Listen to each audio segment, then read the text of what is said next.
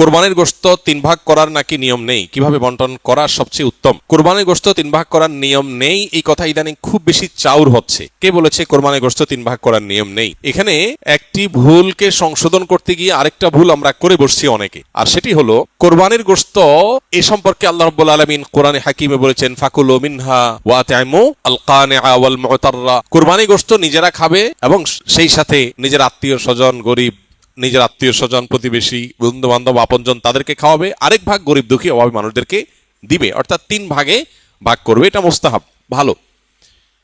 যে জিনিসটা আমাদের সমাজের সংশোধন যোগ্য সেটা হলো সমাজের ভাগ নামে কোনো পশু থেকে থোক গোশত তুলে রেখে 1/3 গোশত সরিয়ে রেখে মোড়ল মাতবররা তাদের মতো করে তারা বন্টন করেন। এটা একদিক থেকে তো ভালো দেখা যায় যে সামাজিকভাবে উদ্যোগ নিয়ে যদি বন্টন করা হয় সব গরিবরা সমান হারে পাবে, উপযুক্ত মানুষদের ঘরে ঘরে পৌঁছে যাবে, এটা ভালো।